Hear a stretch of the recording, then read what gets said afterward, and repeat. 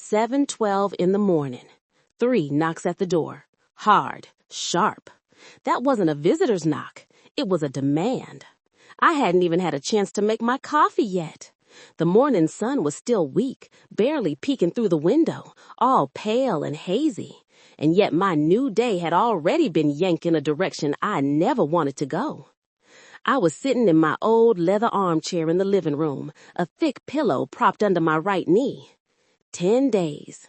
It'd been exactly 10 days since the doctors fitted a cold piece of titanium inside me, replacing a knee joint that time had just worn down to nothing.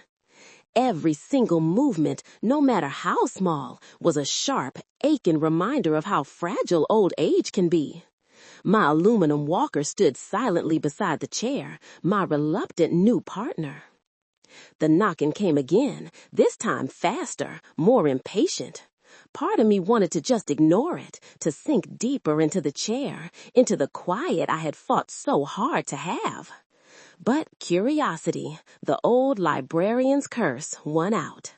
I grabbed the arms of the chair, putting all my weight on my left leg and my arms, and slowly pushed myself up.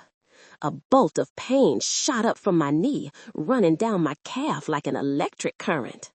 I bit my lip, my hand trembling as I reached for the walker. The clatter of the walker's 4 aluminum feet on the hardwood floor was the only sound in the house as I shuffled, step by painful step, towards the window overlooking the front porch. I hid myself behind the edge of the curtain, my heart skipping a beat. And then I saw them. Michael, Jennifer, and my 4 grandkids, the whole darn clan. Michael just stood there, hands shoved in his pockets, his mouth a thin line, staring down at the brick steps like they held some kind of fascination. Jennifer was another story. She was pacing back and forth, waving her arms, her blonde hair thrown up in a messy bun on top of her head. The kids, the oldest is only 10, the youngest still in dinosaur pajamas, were huddled next to 2 huge suitcases and a pile of plastic bags, looking like they'd packed up a whole life in a hurry. A little plastic sippy cup lay on its side on the steps. There wasn't a car in sight. That could only mean one thing. They were here to stay.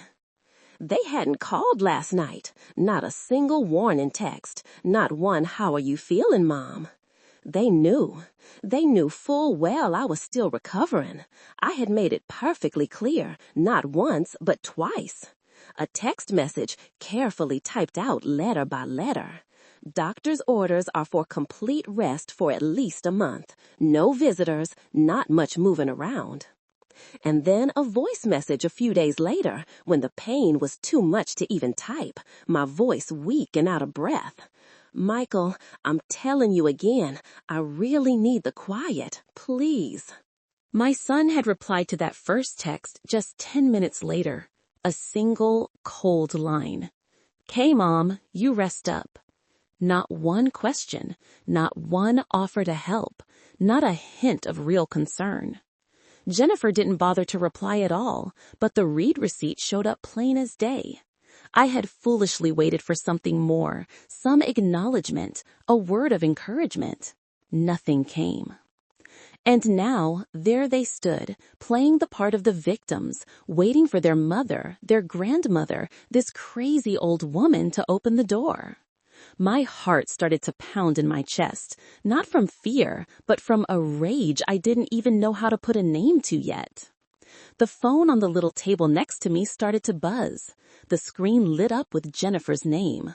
Her voice was probably screeching through the speaker, full of accusations and demands.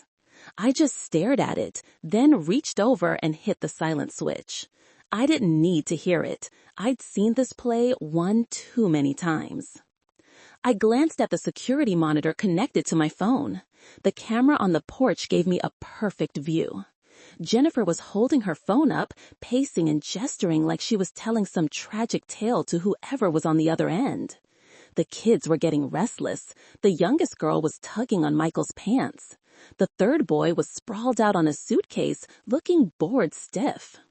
I didn't feel pity. I felt cornered, like an animal being watched.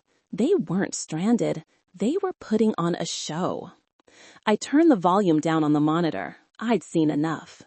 I turned, leaned my back against the cool wall, and closed my eyes. My kitchen was still quiet, the dish towel folded neatly by the sink, my coffee mug still empty next to the machine. I could hear Jennifer's voice rising again, talking to someone on the phone. I could read her lips on the screen. She knew we were coming.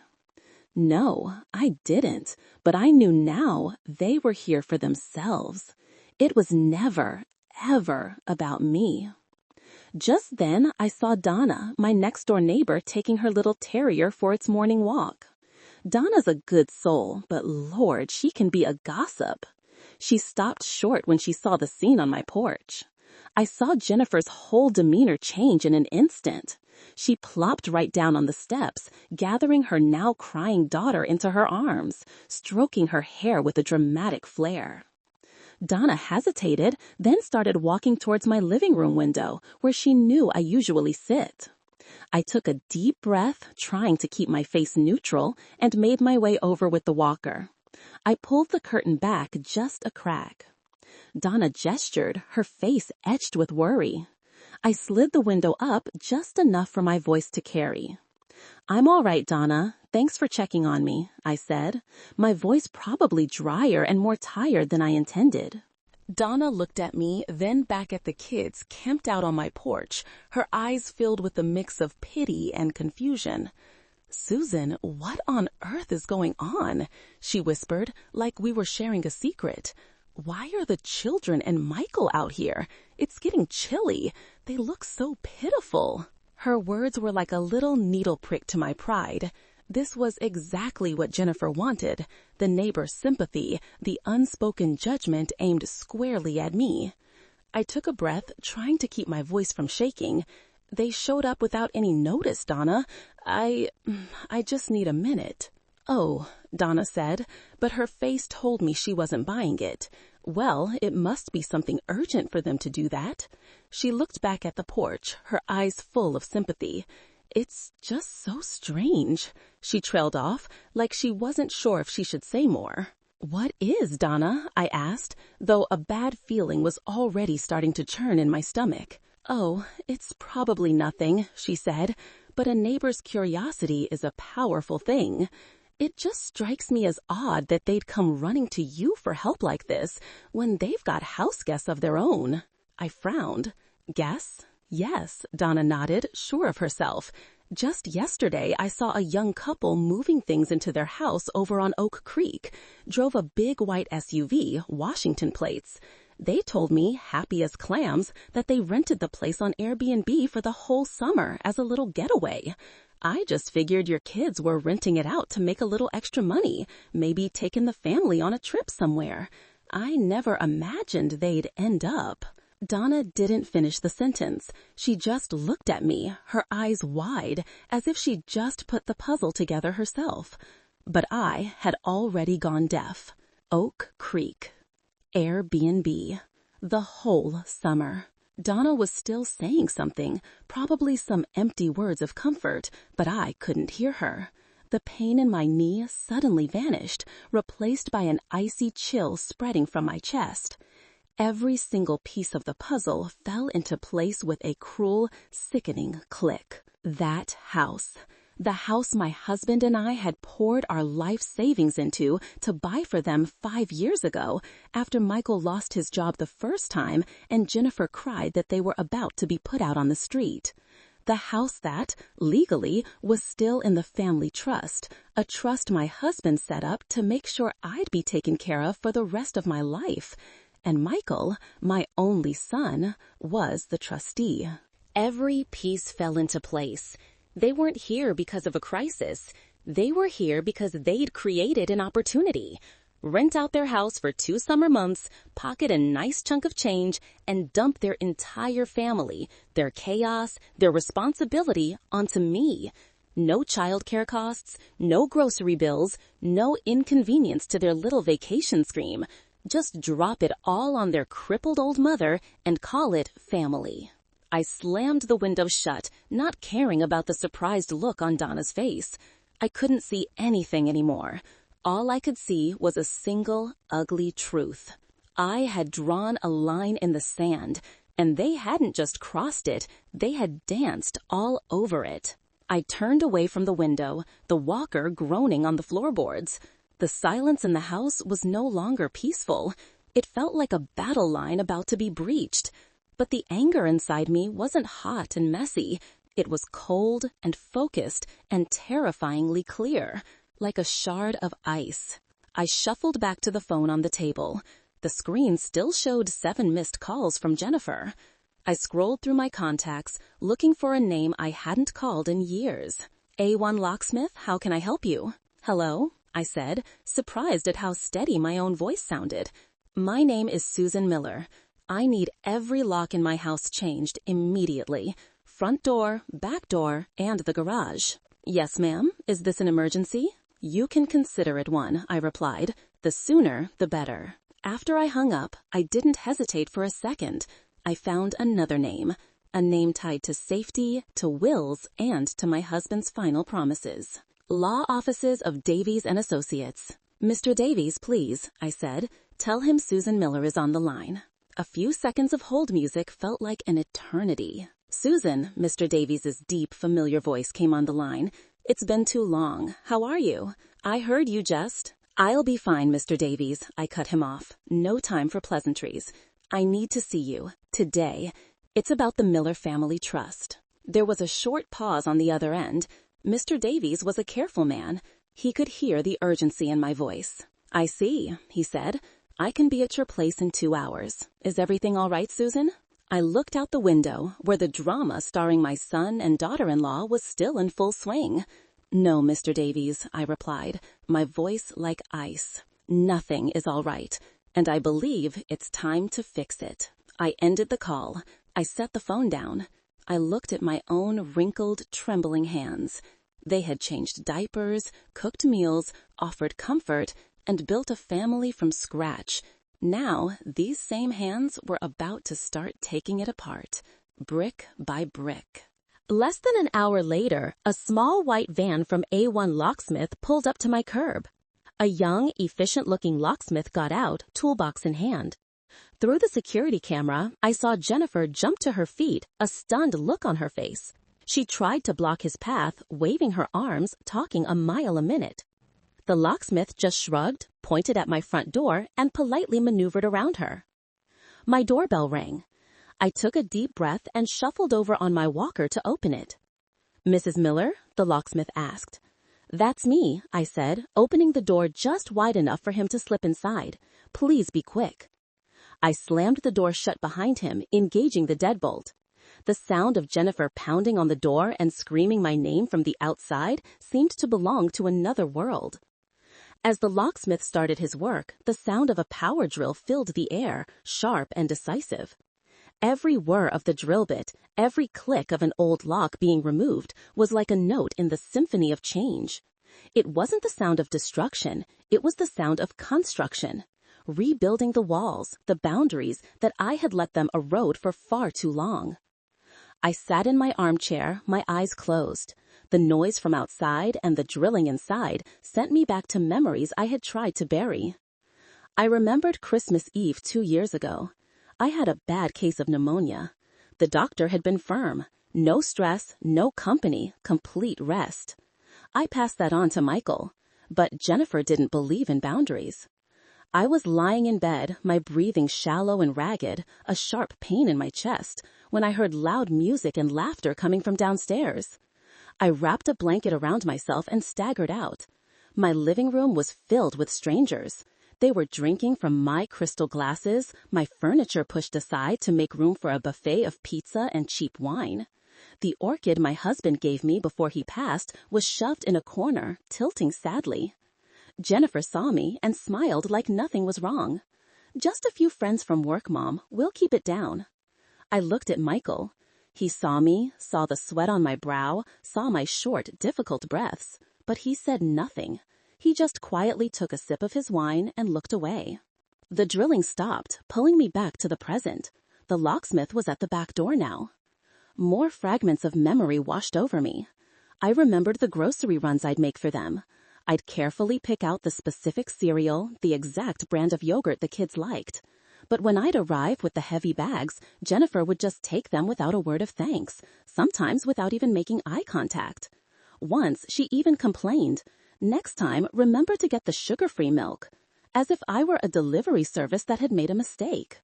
And then, the most painful memory, the one that had been a stone in my chest for the past week, came back in sharp focus. It was last week, just 3 days after I got home from the hospital. The post-op pain was a cruel and constant companion. The silence of the house was deafening.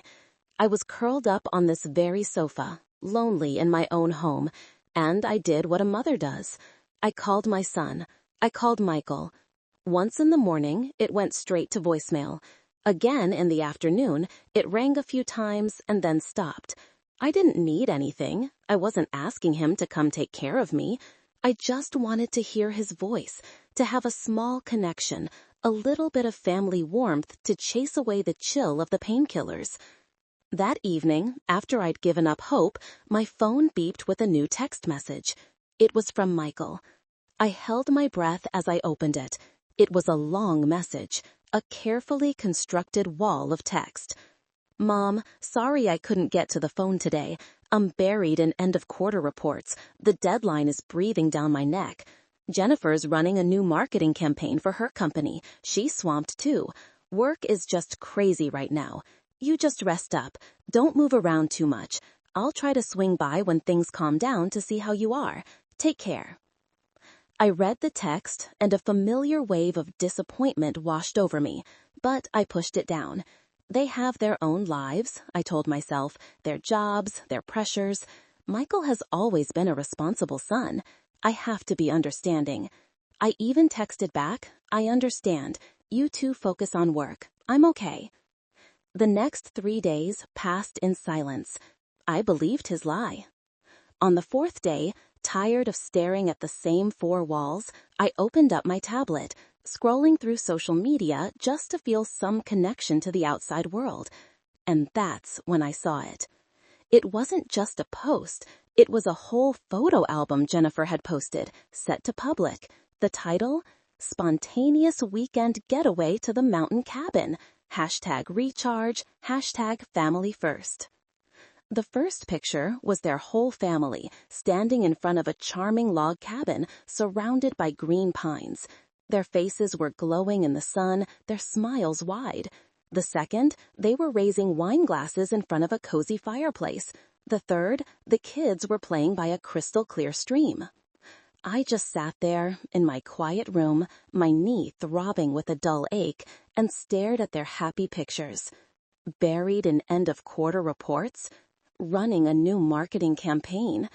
It turned out their busyness had a name, a mountain vacation. They hadn't just not visited me, they had carefully crafted a lie so they could go and play without a guilty conscience. The betrayal was cold and sharp as a piece of broken glass, and it cut me deep. But the story didn't end there. The next morning, after they were done recharging, my phone got a text from Michael. It was the first contact from him since the lie. I held my breath when I opened it, a small, weak part of me still hoping for an apology, an explanation. The text was a single line. "Hey, Mom, did you transfer the money to the kids' trust fund this month? Their tuition for enrichment classes is due soon." I read that line over and over. Not a word about my health. Not a "how are you feeling?" Not a shred of remorse. After a week of silence, after a blatant lie, the first and only thing my son cared about was money. And in that moment, I understood.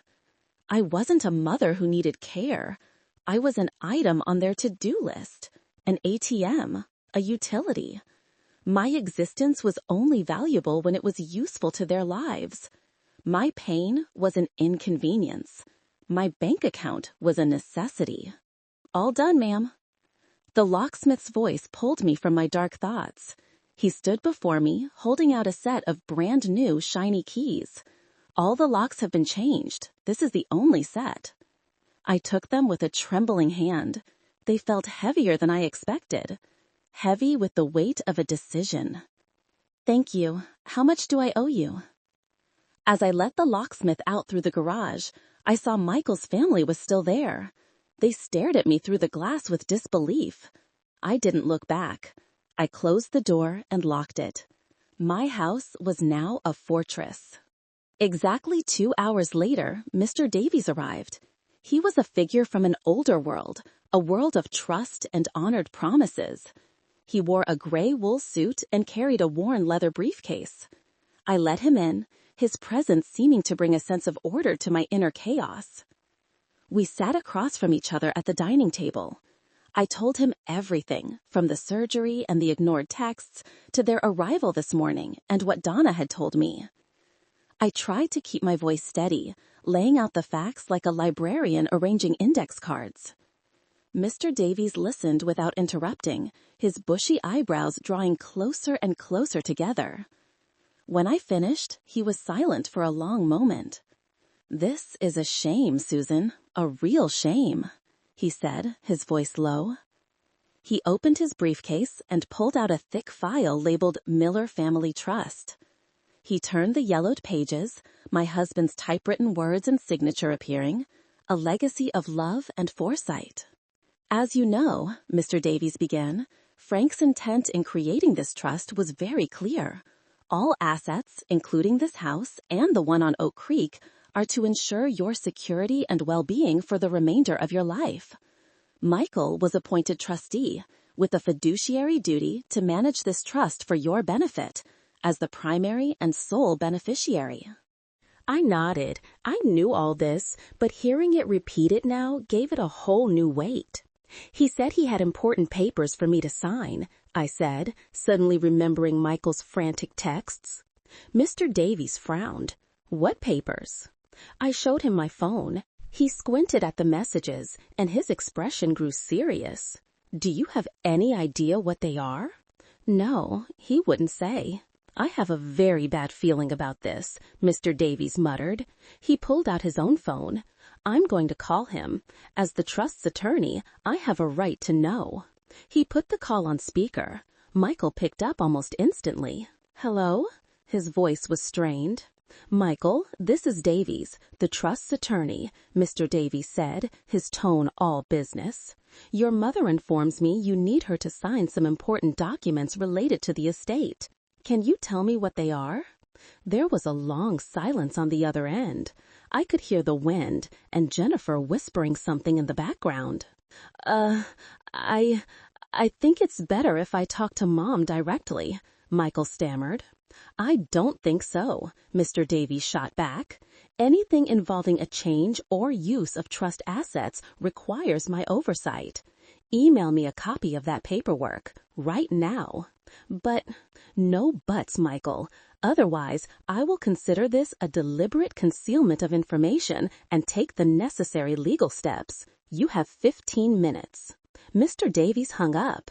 He looked at me, his eyes full of concern. "Susan, I'm afraid this is even worse than we thought." 10 minutes later, Mr. Davies' phone pinged with a new email. He opened it on his tablet. He read, and then read again. His face went from serious to incredulous, and finally to angry. He turned the tablet screen towards me. It was a business loan application from a bank. The loan amount was well into 6 figures. "Good Lord," Mr. Davies breathed. "They're not just renting out the Oak Creek house. They're trying to use that house, a core asset of the trust, as collateral to secure a massive loan for some business venture of Jennifer's." I stared at the screen. The numbers, the clauses, the legal jargon all swam before my eyes. "The signature they need from you," Mr. Davies continued, his voice now filled with outrage, "is the beneficiary's consent, allowing the trustee to use trust assets for personal gain. They essentially wanted you to sign a permission slip for your own son to steal your inheritance." The room seemed to spin. Their arrival this morning wasn't just a scheme to freeload. It was a heist. They needed me here, in person, to pressure me, to manipulate me, to get my signature before their deadline. Their thoughtlessness wasn't just selfishness. It was greed. This is illegal, isn't it, Mr. Davies? I asked, my voice trembling not with fear, but with a disgust that rose in my throat. This is the most flagrant and serious breach of fiduciary duty I have seen in years, he confirmed. He is using the trust's assets to enrich himself while putting your legacy at risk. This gives us every reason and every legal right to act. The silence in the dining room was heavy, broken only by my own steady breathing and the rustle of papers as Mr. Davies organized his thoughts. The disgust inside me had cooled, giving way to a cold clarity. I no longer saw Michael and Jennifer through the lens of a wounded mother. I saw them as Mr. Davies saw them, as a legal risk, a liability in the system that needed to be removed. Then let's do it, I said, my voice coming not from my throat, but from some deep, resolute place in my soul. I looked Mr. Davies straight in the eye, without a hint of hesitation. But not just that. I don't want to patch things up. I want to rebuild the whole thing. Mr. Davies looked up, a flash of surprise and something like admiration in his eyes. He pushed his glasses up his nose and leaned forward. Tell me exactly what you mean, Susan. I want you to go over everything, I said, lacing my fingers together on the table. The entire will, the entire trust, all of it. I want a complete overhaul. Mr. Davies nodded, his face set with determination. He opened his laptop. I'm listening. First, and most obviously, I began, remove Michael as trustee effective immediately on the grounds of gross negligence and deliberate deception of the beneficiary. Appoint the bank Frank always trusted as a third-party administrator. Noted, Mr. Davies said, his fingers flying across the keyboard. Second, issue a formal eviction notice for the house on Oak Creek, giving them 30 days to vacate. The reason? Misuse of trust property and breach of agreement. I want the language to be ironclad, no loopholes. Absolutely. Third, I took a breath, the college trust accounts for the 4 children. I want them restructured. Remove Michael and Jennifer as co-guardians. Transfer full control to an independent financial firm that specializes in educational funds.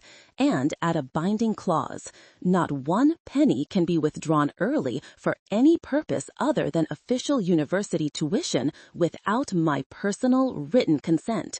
There will be no more piano enrichment withdrawals. Mr. Davies typed faster, a light in his eyes. A very wise safeguard. And finally, I said, and here my voice dropped low, my will.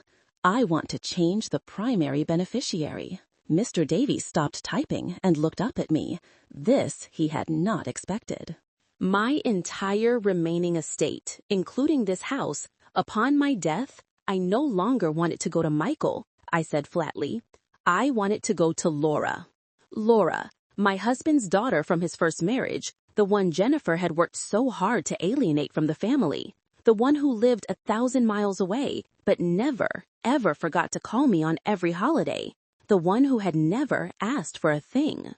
Of course, I'll leave a small, tightly managed trust for the grandchildren to be administered by the firm until they turn 25. But the bulk of it, the legacy that Frank and I built, will go to someone who will appreciate it. I was finished. A silence fell over the room. It was the silence of a life that had just been rewritten. Mr. Davies looked at me for a long time. Susan, are you sure? He asked gently. About all of this. Once it's done, there's no going back. I looked out the window, where my son was still pacing like a caged animal. He was no longer the little boy I had loved unconditionally. He was a grown man who had made his own choices, time and time again. And I, his mother, had now made mine. I have never been more sure of anything in my life, Mr. Davies, I replied. Never. He said nothing more. He just nodded and got to work.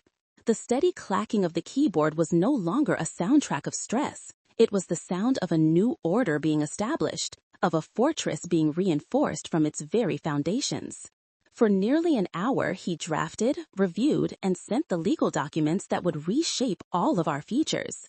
Outside, the afternoon was wearing on. The sun was less harsh, casting long orange streaks across the lawn, where Michael's family looked tired and defeated. Jennifer's tough, theatrical shell seemed to have cracked completely. The kids were huddled together on the steps, quiet and confused. Just as Mr. Davies sent the final email, confirming all the changes had been filed, my phone rang again. It was Michael. This time, I signaled to Mr. Davies that I would take it. I put it on speaker. The battle was over on paper. Now it was time to inform the losing party. "Mom," Michael's voice came through, the demand gone, replaced by raw desperation. "Thank God. Mom, we just need one signature. Everything will be fine. We'll explain later. I promised. Just one signature, please, Mom." I took a slow, deep breath. The air in the room felt thick. "There will be no signature, Michael," I said, my voice chillingly calm. "I've spoken with Mr. Davies." A dead silence hung on the other end of the line. I could hear my son's breathing turn ragged. Next to him, I faintly heard Jennifer hiss, "What did he say? What the hell is going on?" "Mr. Davies?" Michael stammered, his voice sounding like all the air had been punched out of him. Why would you call him? Mom, this was our chance. This was for the kids' future." "Your chance?" I cut him off, and this time the cold rage I'd been suppressing all day began to seep out through my words. "A chance built on deceiving your mother and disrespecting your father's legacy? The house you live in, the house on Oak Creek, it's not yours. It belongs to the trust that was created to protect me. And you, Michael, as its trustee, tried to steal from it." "No, it's not like that," he whispered, the words weak and unconvincing. "It was just a temporary loan." "Don't," I said, my voice sharp. "Do not insult my intelligence any further. I've seen the paperwork. I know exactly what you were planning, and it is not happening." I glanced at Mr. Davies. He gave me a slight nod, urging me to continue. "Mr. Davies will be in contact with you shortly," I went on, each word a hammer blow on the final nail in the coffin of our relationship, "regarding the new administrator of the trust. And he will also be sending you a formal notice. You violated your agreement by renting out trust property. You have 30 days to find a new place to live." The silence this time was even heavier. I could picture Michael's face, pale with shock. I could picture Jennifer snatching the phone from his hand. "I gave you a home," I said, my voice filled with a final, weary sadness. "And you turned it into a commodity. I gave you my trust, and you turned it into a tool. Now, good luck with your business plan." I hung up before he could utter another excuse. I set the phone down on the table. My hands weren't shaking anymore. Inside, I felt a strange emptiness, not the joy of victory, but the quiet, aching finality of a loss that could never be recovered. Mr. Davies packed his briefcase. "I've arranged for a process server," he said. "He'll deliver the official documents and serve them to Michael by hand. Everything will be done by the book." "Thank you for everything," I said. "I'm just doing my job, Susan," he replied, placing a comforting hand on my shoulder, and honoring Frank's wishes. Just as Mr. Davies was leaving through the garage, the silence on the front porch was shattered. It was Jennifer's scream. After that final phone call, her last shred of composure had vanished. "Everyone, come and see! Come and see what a cruel mother looks like!" I looked at the security monitor. Jennifer was standing in the middle of my front lawn, hands on her hips, her face red with fury. The performance was over. This was real rage. A few neighbors' doors began to creak open. A couple of people out for a walk stopped in the distance. She has left her own son and her 4 grandchildren out on the street since this morning, she shrieked, pointing a finger at my house. We came to visit a sick mother, and she won't open the door. She changed the locks. She called a lawyer. Who on earth does that to their own family? Michael tried to pull her arm. Jennifer, stop it. But she shook him off. Just then, a young man in a courier uniform walked up. He looked a little hesitant at the chaotic scene, but he professionally approached Michael. I have a delivery for Mr. Michael Miller. The courier's arrival cut Jennifer's monologue short. All attention, including that of the curious neighbors, turned to the large manila envelope the young man was holding. Jennifer lunged for it, practically snatching it from Michael's hands the second he took it. She ripped it open violently. Her eyes scanned the pages. I watched through the window as her expression changed, from anger to disbelief, and then to a horrified ashen white. She was reading about being removed as trustee, about the eviction from the Oak Creek house, about her children's college funds now being beyond her control, and finally, presumably, about Michael being written out of the will. No, no, no, she screamed, her voice cracking. She crumpled the papers in her fist and threw them on the ground. She's lost her mind. The old hag has finally lost her mind. Michael picked up the crumpled papers. He read them, then slowly sank onto the steps, his head in his hands, his shoulders shaking. The play was well and truly over. Right at the peak of the chaos, Donna came marching across her lawn. Her face was no longer nosy, but stern and disappointed. She walked right up to Jennifer. I think I've heard just about enough, Donna said, her voice not loud but sharp enough for everyone to hear. You say Susan doesn't care? All week, while she's been alone and in pain from surgery, did either of you make one single phone call to check on her? Or were you too busy on your little vacation in a mountain cabin? Jennifer froze, her mouth hanging open. This whole neighborhood knows how much Susan loves her grandchildren, Donna continued, her eyes sweeping over the onlookers. But love isn't a free pass for you to come here and cause a scene when she needs her peace and quiet the most. She changed her locks to protect her peace, and I, for one, don't blame her. Donna's words were like a bucket of cold water on Jennifer's rage, but before she could respond, another voice boomed from across the street. It was Mr. Peterson, the gruff old veteran from down the block. "And you're disturbing the entire neighborhood, young lady," he hollered, his voice still carrying a drill sergeant's authority. "This is a quiet residential street. Our children are trying to rest. If you have a family problem, you solve it with some decency, not by screaming like a maniac in the street." The unexpected support from Mr. Peterson was the final blow. Jennifer was completely stunned. She looked from Donna to Mr. Peterson to the other neighbors. There were no more looks of pity, only disapproval and judgment. They began to murmur to each other, then slowly turned and walked away, leaving Michael's family alone in their public humiliation. They stayed there for another 10 minutes or so, in a shameful silence.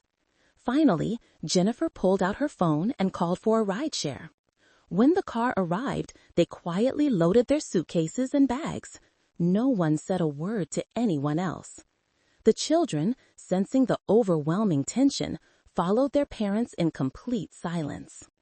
I stood there behind the curtain and watched the car carrying my son, my daughter-in-law, and my grandchildren drive away and disappear down the street. They never once looked back.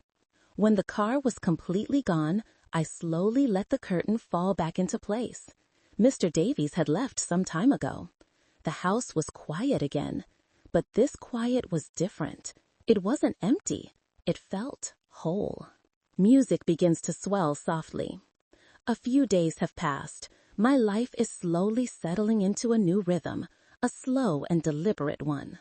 I still need the walker, and the knee still aches, but a great invisible weight has been lifted from my chest. This morning, I made myself a cup of coffee, the familiar aroma filling the kitchen. I didn't make pancakes.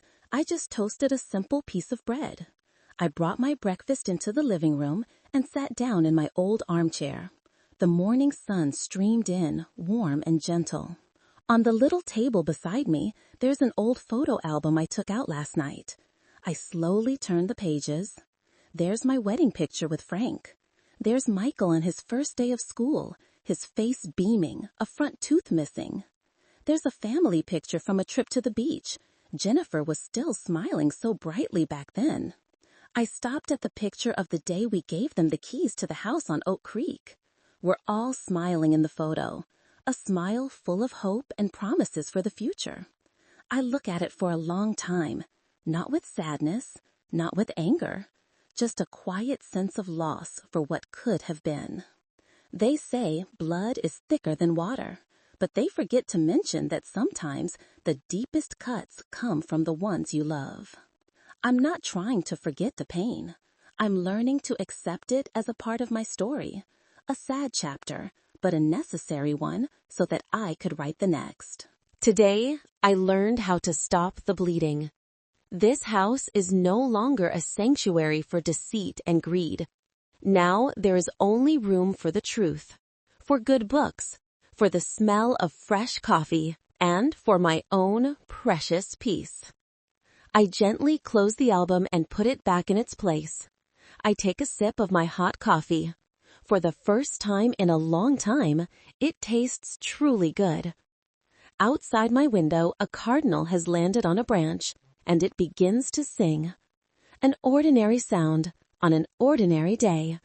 And for me, right now, that ordinary is the most precious thing in the world.